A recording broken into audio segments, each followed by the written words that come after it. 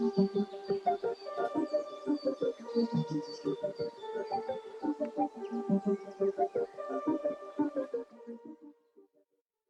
hello everybody, and welcome to another episode of Coaching Outdoors.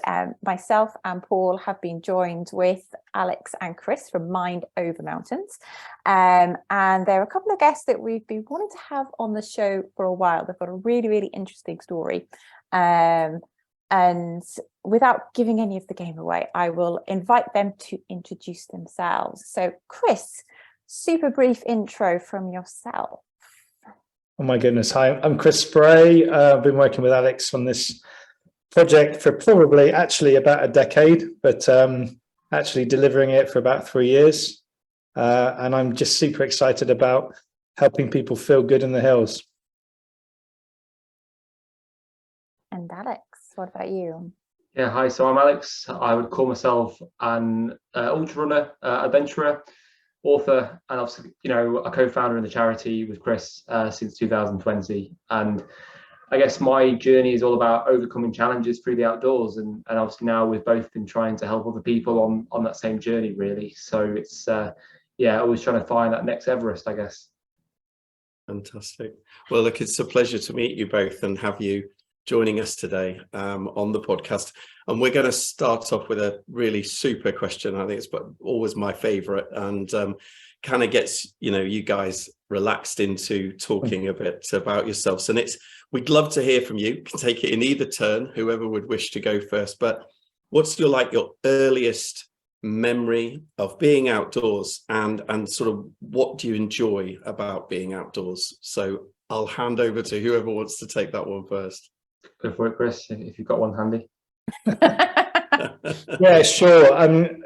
As a young kid, my dad's cousin lived in Gosforth in the Lakes, and he'd moved there in the 60s, built his house and gone to work at Sellafield. And he got two sons who were twins, identical twins, Tim and Chris. And they'd lost their mum really early, when they were about 6, I think. So I was kind of a bit of a brother to them, a bit of an older brother, and we used to spend every holiday up there in the lakes, and they were right on the doorstep of Wasdale. So one of my earliest memories, about the age of 8, my dad dropped us off in Ennerdale and said, "Just walk over that hill and I'll meet you in Wasdale." And that was earlier times, right? But phenomenal. So we trundled over this hill, and my dad met us at the other side at the hotel at the bottom of Wasdale Head. Fantastic.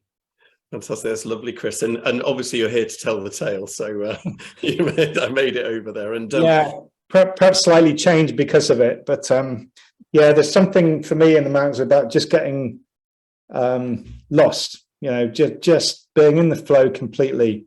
And not worry about anything other than the next step, and just taking in the views, and not everything disappears, everything melts away. I love that. That's lovely. That's really good. Thank you, Chris. Alex, how about yourself? I mean, I guess I say the outdoors is where I really found myself, which is interesting because I normally don't have a clue where I am. But I think for me, I found the outdoors properly when I was about 13, and that's about 14 years ago. So I'm still fairly kind of early on that journey, I guess.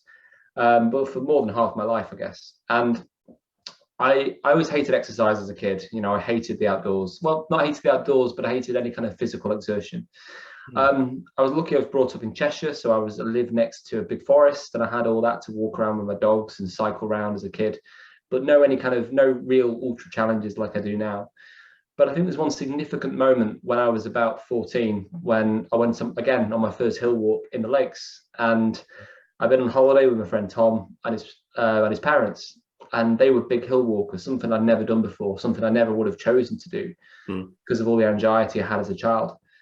And at some point that day, it was just to the east of Blencathra, we walked, and I remember having this sense of awe. Just this change of environment just blew my mind and gave me the opportunity to kind of think bigger, to ask the question, where is Mount Everest? It just popped into my head out of nowhere. And so when you're 14, you kind of don't have that reference point. You think you can take on the world. And so that I never would have imagined at that point that 4 years later, you know, I would be actually stood at Everest Base Camp. But that moment in the lakes, you know, the lakes has become a key point of my journey ever since. Hence, I moved here 4 years ago. Fantastic. That's really lovely. Thank you, Alex. That's great. That's such a lovely recollection. And both of you really just talking about that new perspective, expansion, and just being able to just, you know, switch off and being able to sort of, you know, be out there in that moment and present. It's lovely. Thank you. I'm having to try so hard here not to go off on a total tangent about flow or ultra running or Everest.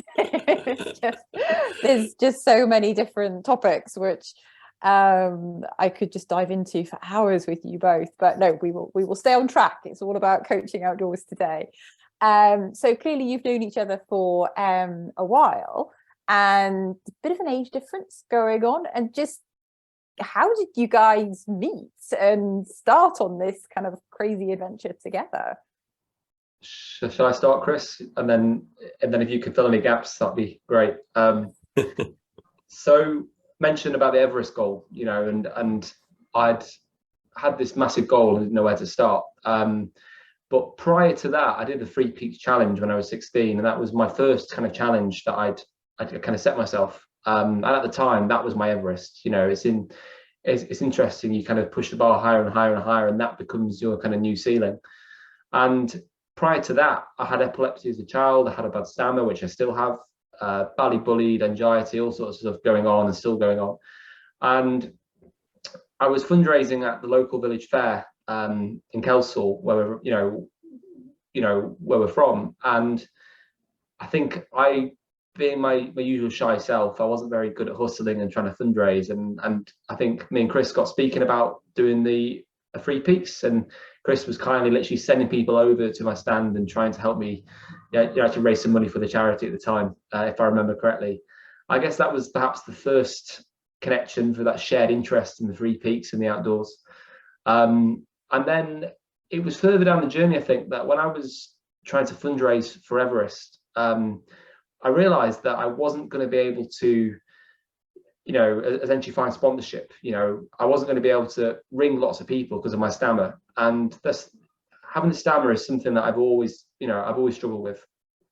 And I kind of got to the point of just accepting it was part of me and I wasn't going to fix it. But I think, you know, me and Chris have been connected ever since. We followed on Twitter. And I remember sending a message on Twitter one night, and I knew Chris was a coach, you know, an NLP, and I wonder whether that was something that could help me. And so I could have skipped through a few bits there, but I remember us meeting one day and just saying, you know, I sat by the fire having a coffee and just saying, you know, I've got this big goal.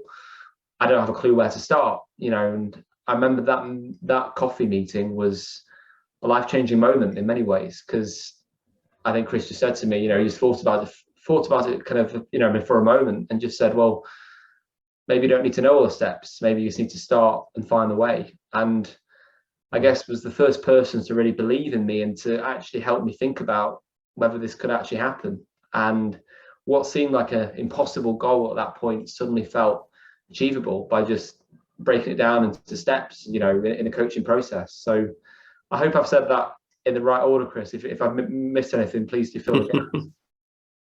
It was a long time ago. I think you pretty much nailed it there. About 10 years ago. Well, more than 10 years ago, yeah. I remember knocking on my door. I was building a house at the time, and we just literally had put the fire in and we had nothing else. So no furniture. The walls hadn't even gone up. There was just a kind of wood fire with a kind of concrete shell. We sat there just musing about this possibility and this dream. And yeah, the rest is history. It was good fun. Yeah, and I guess since then, you know, I mean, obviously I got to Everest in 2014, and you know, I guess Chris was my first mentor, my first coach, and that was where I realized for myself that, you know, the life-changing impact that can have on somebody. And actually, you know, as this kind of shy school kid in the village to actually nearly achieving this massive goal, I think you know, I think it's a great story, and now it's obviously evolved over the years, but it all started with, I guess, you know, having a dream and asking lots of questions and having somebody to guide you through the process, really. Oh, that in itself is just the magic of coaching in itself, and just a fire and a cuppa and time and space and someone to believe in you really, really lies at the heart of it. So no, thank you. So yeah, Chris, maybe moving to yourself, and I mean, obviously your career has trajectory's been that much longer than Alex, and I'm just wondering, you know, the question around what milestone sort of shaped your decision to form, you know, Mind Over Mountains. You know, is there a particular story there around a milestone or something that happened? Yeah, well, it's interesting. So Alex and I had this sort of mentor-mentee relationship for a number of years, right? And there became a point where, you know, we both discussed this.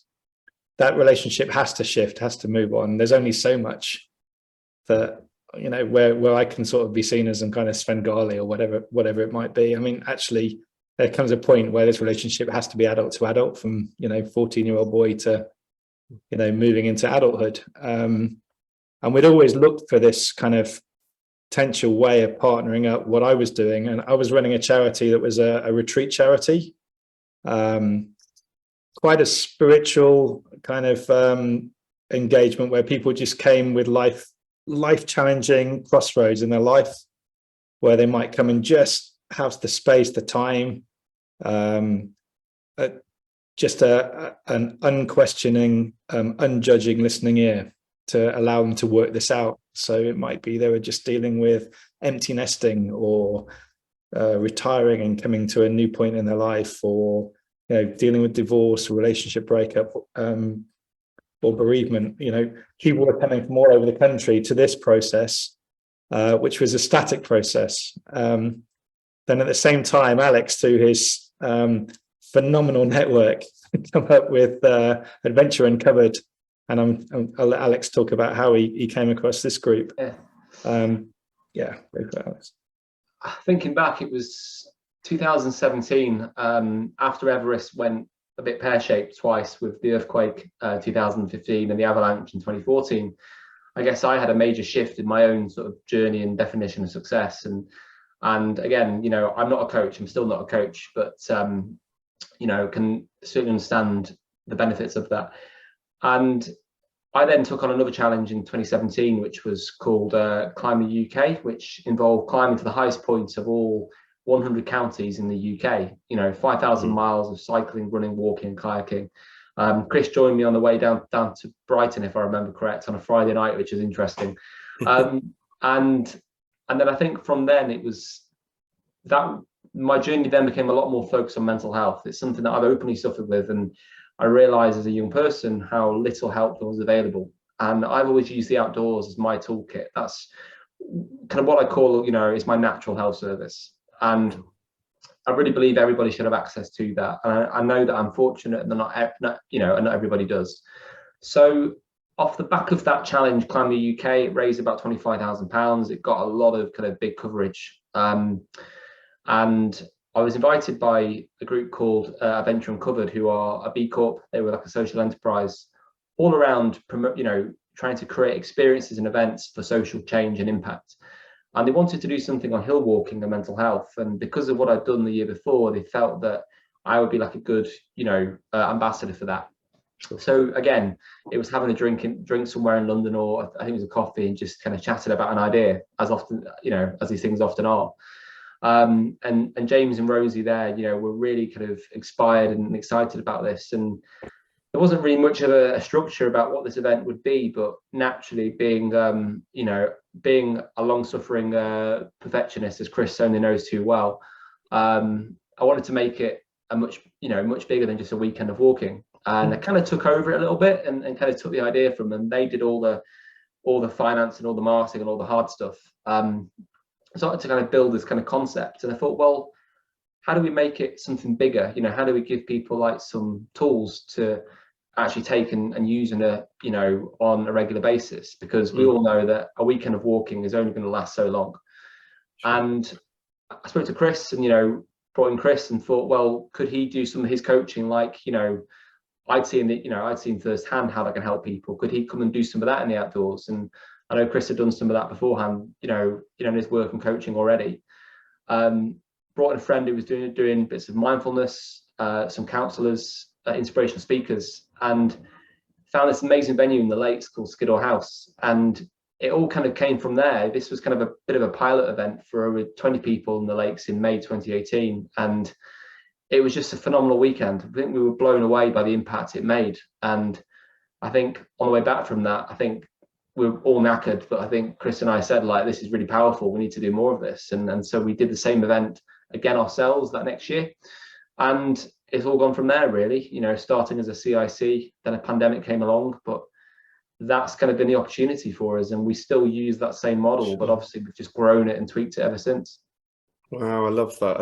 And what I really love is the way what came out to me is born out of your own, both your creativities, but your need and necessity. What I heard was Chris was looking for something a bit more active and, moving beyond a more of a retreat. And Alex, you're coming in with your creativity of, look, let's just make this event a bit more and offer better tools. And you've kind of borne that together.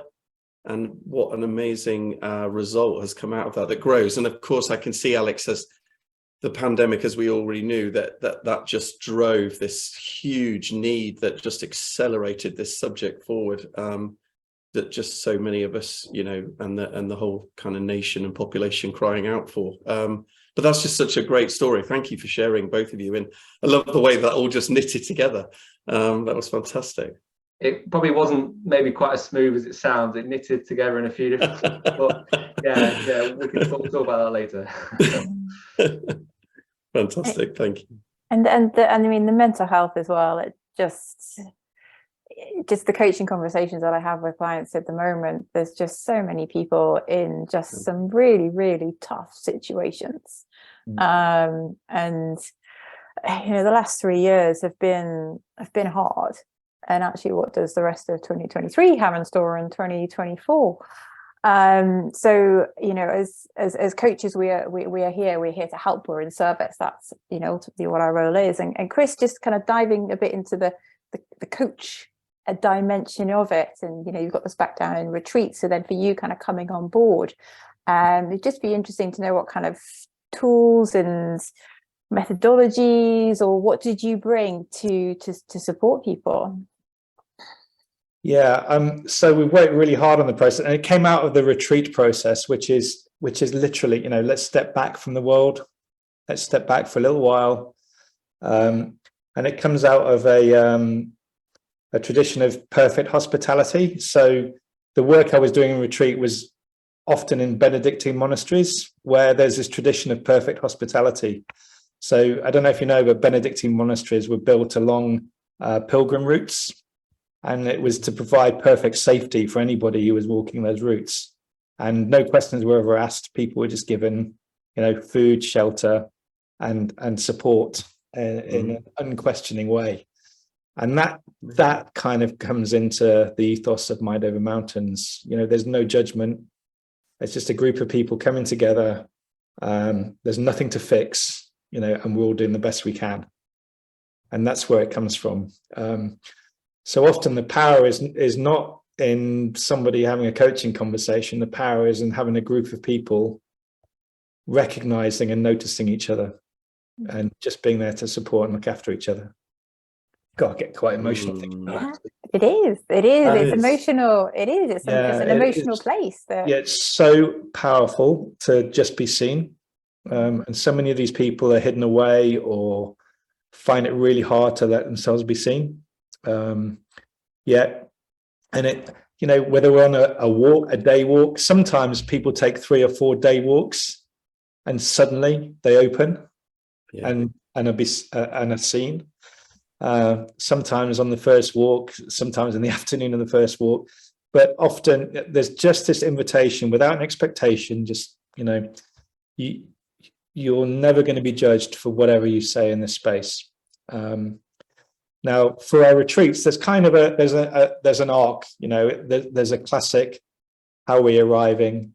There's a classic, allowing to be, to still, to let go, to allow to almost unburden yourself, and then there's a rebuild. So it's a sort of 3-day letting go, a theory of you to rebuild again.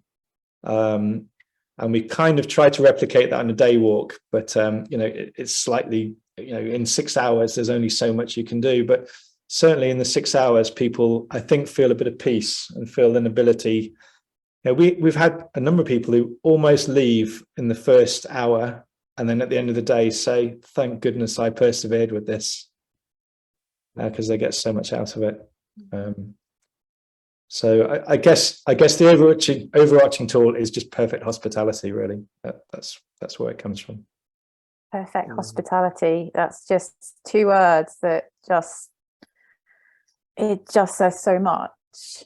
And this team dynamic, because you're working with groups, which is, some of our listeners work within that space, others work very much one-on-one. And just diving a little bit more into kind of the group dynamic, the team dynamics, like how do you manage that beyond perfect hospitality? Yeah, there's an awful lot of contracting that goes on. So we start on the Wednesday before a Friday retreat, where we introduce everybody on Zoom to each other, and there's an invitation to come and to get comfortable with each other, to understand how you are arriving in the space. But we have a very well rehearsed number of contracting statements about confidentiality, about not being there to fix or offer advice, about being accepting, and those flow through the whole event. But also even things like, it's okay to say I'm uncomfortable hearing what I'm hearing, and actually, probably I'm not the right person to hear this. Because we do offer, we do invite everybody just to share with each other and listen to each other and have those conversations with each other. And, sometimes those are hard. But then, of course, because we're walking often for a whole day at a time, there's plenty of time in that for our coaches and counsellors to come alongside. And I'm sure, in this podcast, there's been many an instance where people talk about that power of just walking alongside another human being, right? Walking in step, not having to look at each other, not have to account for ourselves, just walking together. And once the flow and the stream of the consciousness works, that's just such a powerful thing. So there's a lot of kind of that goes into it in terms of safeguarding, contracting, looking out for. We do a final review after the event on the Wednesday afterwards, where we talk about what's becoming clearer for you. So we talk about how you arrived at the beginning, and then we talk about what's becoming clearer at the end. And we do look out, we do offer follow-on counselling and coaching if required. And we also look out for our wellbeing team. We've got 15 people now who are working in this space, and we all look out for each other. We have a regular check-in once a month. Sure. And a thorough review after each event, because often quite profound things are being spoken about, which often need to be worked through. Yeah, that's really lovely. That's Chris. It's just so much there for us and our listeners to understand. And I think what is lovely is a lot of our listeners will work one-to-one, as you will imagine. And so to hear that team dynamic of getting a group out in nature and outside, it's lovely to hear how you manage that, build that psychological space, and just use that length of time to allow people to work themselves into feeling that comfortable space. And then, and the power of reflection, both for you as wellbeing team and for them and the follow-up. I think there's some great stuff there for our listeners to hear about the dynamics of a team, because it is different and has a multitude of dynamics moving across a day. So it's really lovely to hear you how you've managed that. Thank you so much for that. Alex, is there anything you'd add to Chris's or from your point of view?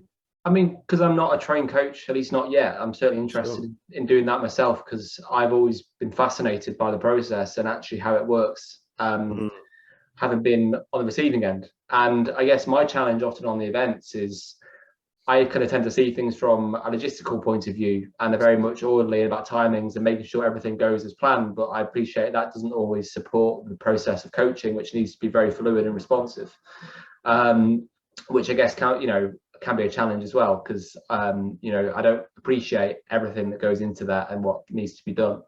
But I do think there is something about being in the open environment that, again, as Chris said, makes it easier to talk, because you remove those emotions that people are trying to hide. You remove the kind of that kind of awkward eye contact that you may have in like a one-to-one environment or on Zoom, and that we've seen time and time again make such a difference to people. And again, we've had people that have come along, and in that introductory thing where we all stand in a circle and people say a little bit about themselves, there's been people that have literally wanted to run and hide, just run away of miles, and now they've become massive advocates for us now, and having persevered for that first experience.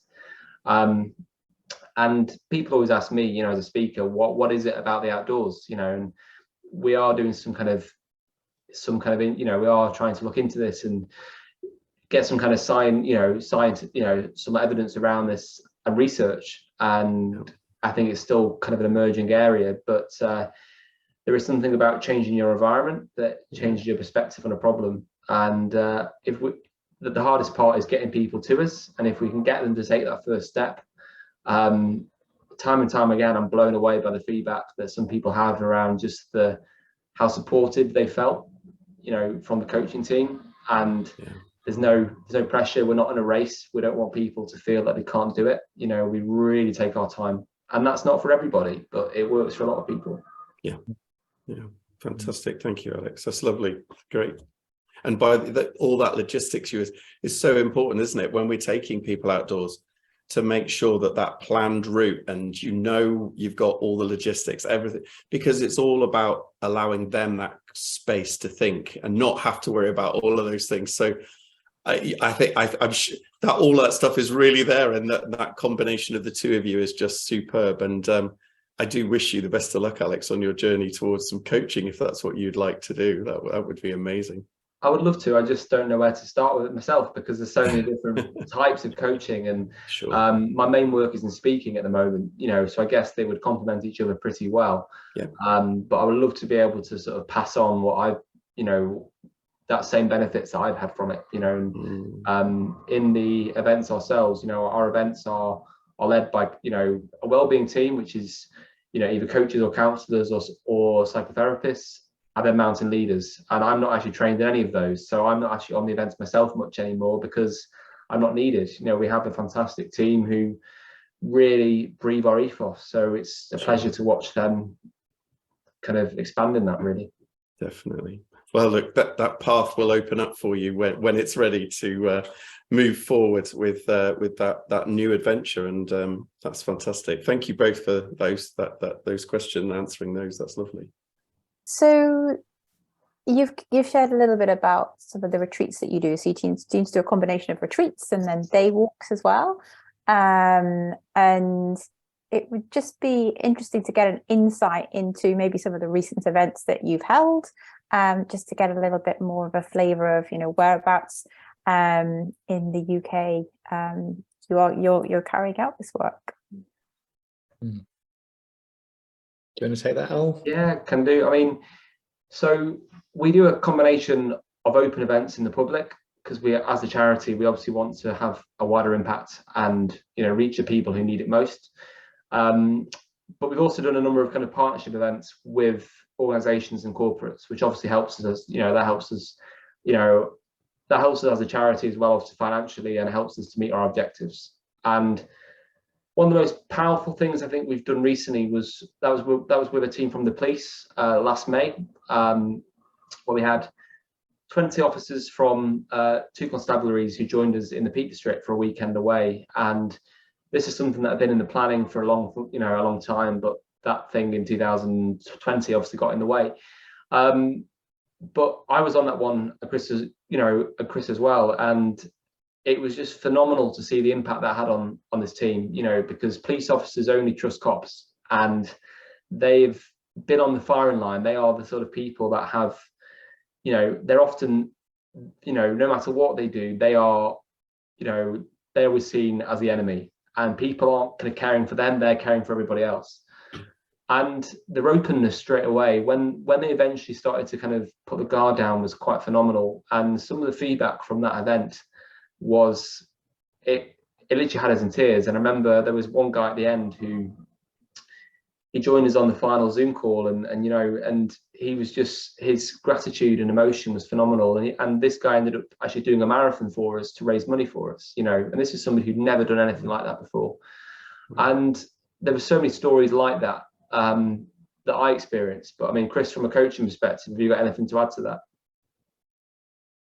Yeah, we worked a lot with frontline emergency services recently. We have a great partnership with the Welsh Ambulance Service, right? And the stories from the pandemic, and those first few days of the pandemic, when paramedics were going out to people with COVID, with no protection themselves, no knowledge of whether they were going to come back from that, no knowledge of, you know, what they were catching, what this disease was, yet they were still putting themselves out there. It's phenomenal.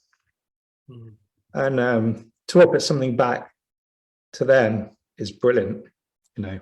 And you know, some of those guys have really suffered and are still suffering today, often without the knowledge of their families. Yeah. You know, so yeah, we love to do that work because it is life-changing, really. But also open public events. They're all on our website. We've got a number of retreats now up and day walks on our website. We work all over the country, often focused on the peaks because that's easy access. But, you know, we're working also, we've done quite a lot of work in Wales, the Brecon Beacons. We're down in Dartmoor quite soon for a lovely retreat and a lovely venue there. We also offer coaching and counselling to people, you know, if they approach us and they need help, you know, they just need to come and, you know, contact us through our website, and we'll direct them to the right people and signpost them in to places, to people who can help them. Fantastic. That's really lovely, Chris, and absolutely we'll pick up on that towards the with some of your lovely signposting within that. I you know, you can't help but, you know, understand the emotion of helping, reaching out to some of these groups. It's just phenomenal, as you say, and being able just to, you know, be in that moment with them and being able to reach out and offer them a holding hand on their journey, because it's their journey, but yeah, we're trying to support them along that, and the work you do is phenomenal. So moving to the future, if I could take you there, and what would you be able to share with our listeners, plans for the future, and where you go Mind Over Mountains heads next? Shall I start and you fill in now? Yeah, sounds good. We're so excited. We've got our first CEO has joined us in the last couple of months, Ian, and he's just got such a great heart for this work, and has got background leading charities. So to have him on board is a phenomenal resource. The next step really is to, you know, because like all charities, we are seriously struggling for funding. Small charities right now, it's a challenge for everyone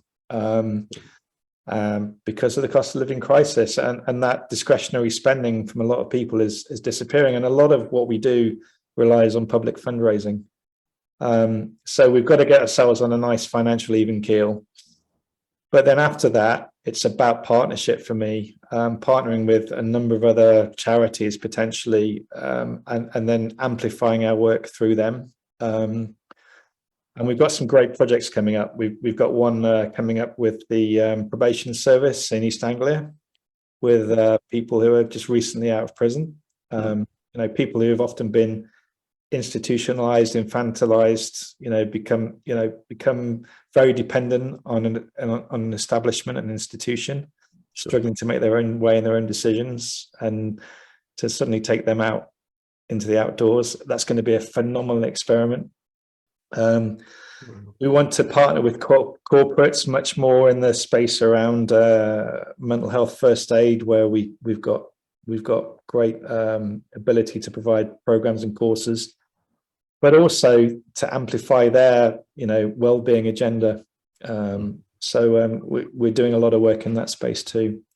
I have a mini kind of project in my head that I'm just trying to kind of motivate, which is to do some kind of an expedition with a group of people who'd really benefit from it. Some kind of multi-day expedition somewhere for some people who perhaps would never even imagine they could do it. Sure. And see what comes from that. Gosh, well, good luck with that, Chris. That sounds phenomenal. That's brilliant.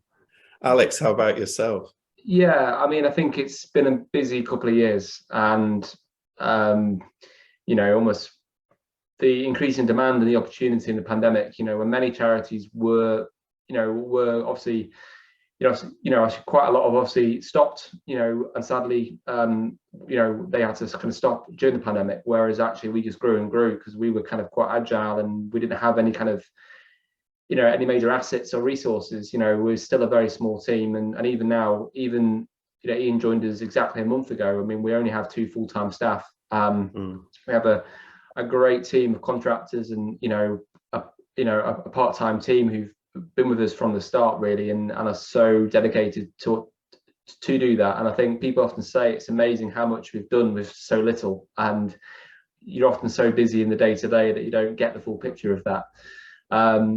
But I think those challenges are obviously, it's not sustainable to keep doing that, and that's why bringing in Ian has been a massive step for us, and I think we'll take that vision to a new level. Otherwise, we're only going to be able to go so far, and I really hope Ian can give us that foundation to grow, because we've all been literally doing this off the side of our desk for a while, and we have a board of 9 trustees that includes myself and Chris. So I think now it's just sort of taking stock and building a foundation so that we can sustain this. Is making sure we survive as a charity is the most important thing. I mean, we did 29 events last year for over 300 people. That's including in the open public and the partnership events like the ambulance service. And a lot of those partnerships are ongoing. They've come back for more and more because they see the benefit, which is great for us. So I think it's about just taking stock now, maybe slowing down a little bit so we can speed up. So for the next sort of few months, 6 months, I think it's about making a plan before we go and do anything too bold, because maintaining the quality and building that model that we know works, I think, is the priority for now. And I guess since Ian started, my role personally is just trying to spread the word and get us out there. When I'm back to health, being able to kind of do some silly things and raise money for us. But it's interesting, we've seen a lot of people doing similar things in the space, and I guess it's interesting how we can kind of collaborate rather than compete, really, because as a charity, I think what we've got is quite unique, and we need to really keep refining that and sort of build the right partnerships, I guess. Absolutely, that's really lovely, Alex, and thank you, Chris, as well. And I love the fact that there's that almost that period for you to reflect yourselves, consolidate, and then go again, but keeping that core value of what you're about. And Alex, I think that's just such a lovely thought of how you collaborate. It doesn't mean to say that you compete, but there's a space out there to help people, isn't there? And I think that's such a lovely thought. That's really good. Thank you very much, guys, for going through that. And it's such an interesting space, this kind of collaboration competition, and clearly it's throughout the business world and as coaches as well. How do you collaborate? How do you compete? There's a business dimension to it. And I think that's something, as a listener, really just, well, what is your position with it? It's just something to bear in mind. And I think the other bit that fell out of there for me was this idea of self-care as a coach. Very much the last couple of years that we've been through, and when you're in service to others and what you're hearing, and particularly when it's really emotional, what does that bring up? What does that trigger in yourself? How do you look after yourself? And sometimes, as Al said, let's just pause. Let's just kind of take stock. It doesn't always have to be about the what next, which we can get quite easily sucked into. So after everything that you have shared with us today, thank you so much to you both for your time. I am sure that our listeners will be wanting to know, how could they get involved? How can they support the work that you are doing? Well, I think from the coaching side, I mean, you know, I know we're always looking to grow our team, but Chris is the best person to talk about that. And then maybe I could talk about kind of how people can get involved more broadly. I don't know if that's a good place to start. Great. That'd be great.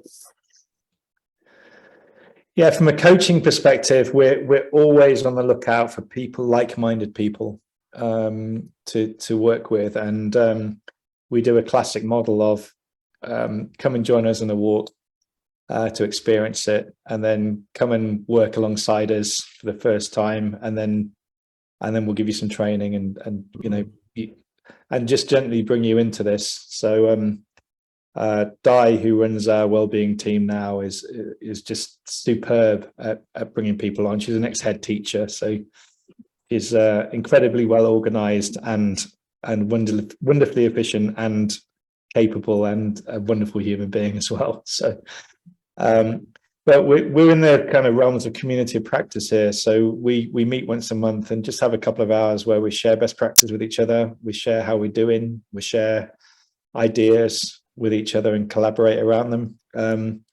I would love in the long term, if that means, you know, if people have got gigs that are bigger than them, they're going to share with that group and start talking to each other about how we can work together. So certainly that's on Diane and my minds as we develop this out. And you know, every person who joins that team contributes something to it.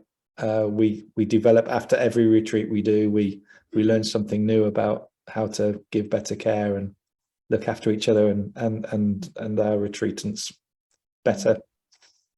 So yeah, just get in touch through the website, and you know, we'd just love to have a conversation with anyone, really.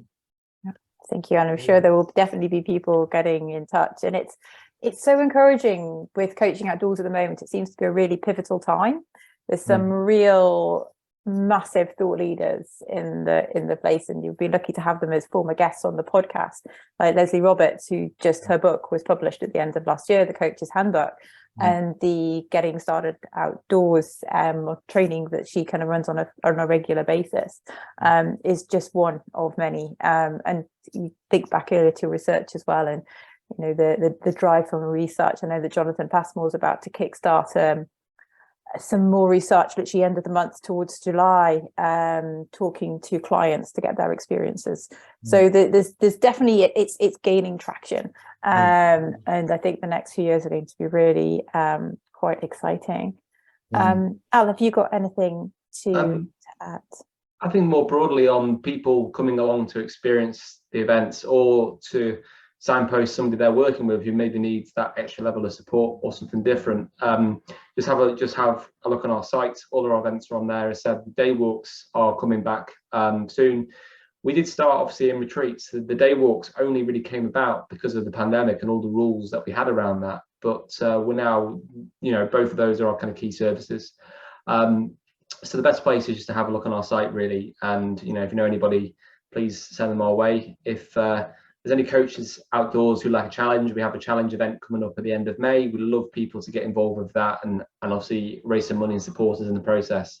And yeah, I think just have a look on the site. It's the first place, really, and watch this space, because I really would hope that we can be, you know, the kind of main organisation in the UK who offer this sort of service. There's no reason why we couldn't. The opportunity's there. We just have to build it. So I'm excited to see what we can achieve in the next 5 years.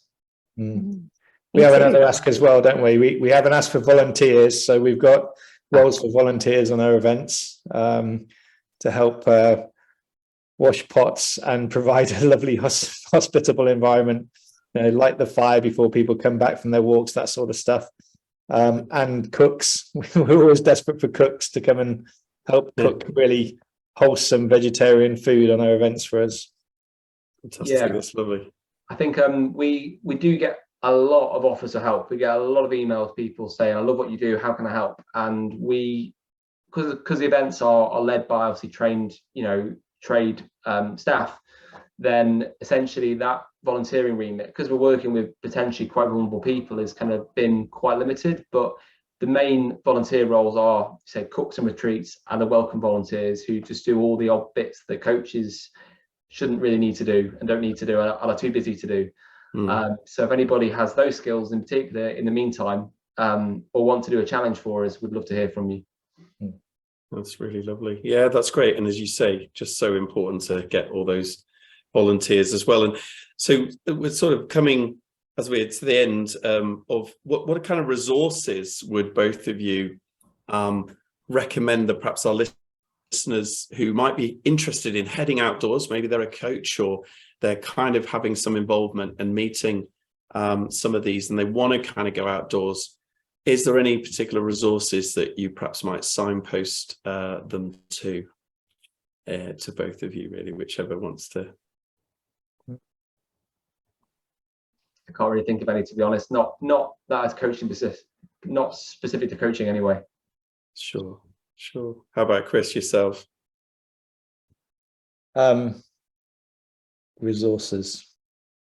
I think I just encourage people. I mean, one of the things that really agitates our thinking is the barriers to entry to get into the outdoors. You know, when you think about it right now with the cost of living crisis, you know, kit's expensive, transport's expensive, everything's expensive.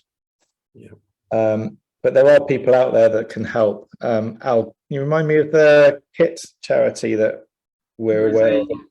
There's a CIC called Kit Squad who are basically giving recycled secondhand kit to people. They have to be in receipt of benefits or income support.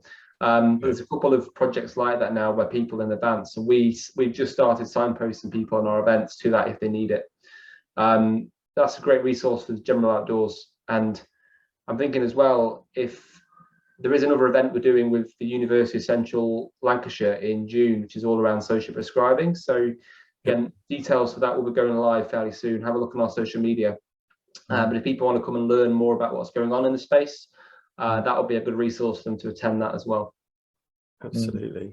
That's fantastic. And thank you for that as well. And, you know, we're always trying to, as you guys say, and Chris, it's difficult, those barriers to getting outdoors. So any resource like that, or somebody who's helping, etc., with groups, you know, be that minority groups or people who are socially struggling, etc., with getting out, etc., that's really great, because though, you know, our aim is to reach out to all individuals. And thank you very much for that. That's fantastic. Great. Yeah, great. just a little bit more of that. Each of the national parks has an officer actually looking at access and supporting. So if you go on any of the national parks websites, you should be able to navigate to the person who's looking after that space.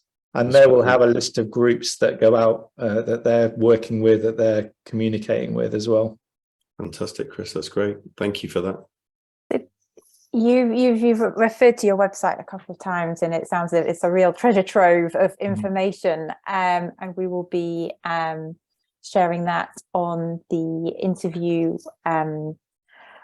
profile on our website. But if you could just remind our listeners what your website is, that would be great. mindovermountains.org.uk.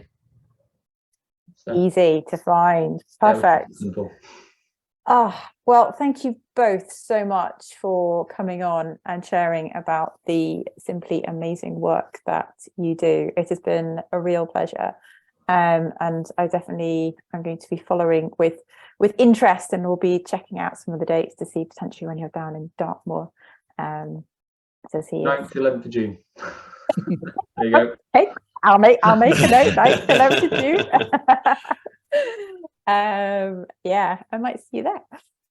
So no, thank you so much to both of you, and best of luck for the future. It's been an absolute pleasure. As previously said, you had been on our hit list for a while, so it's been great to get you both in the virtual room to talk about the work that you're doing. Thank you. Yeah, no, and thank you very much from both of you. And look, I'm in the Peak District, so Chris, I think I ought to give you a call, really. I'm living just down there, so it's been fantastic. I just love the way the two of you have it's been almost symbiotic, the way you've worked through each other and off of each other today. It's a real pleasure to see. And Alex, you know, some of the work you're doing, you were saying we're hitting way above that social media and the awareness that you're building, I think is amazing. This Mind Over Mountains, you're certainly making an impact out there, and I think you're doing a phenomenal job. So it's a pleasure to meet both of you today. I've really enjoyed talking to you. Pleasure. Thank you for having us on. And yeah, we've had a great team, and we have a great team building that. So it's been a pleasure to watch and to grow it from here, really. So thank you for having us. So if you enjoyed what you've heard, Like it share across your network. and subscribe to our YouTube channel and LinkedIn community page, the Coaching Outdoor Podcast. Thanks so much in advance for your support.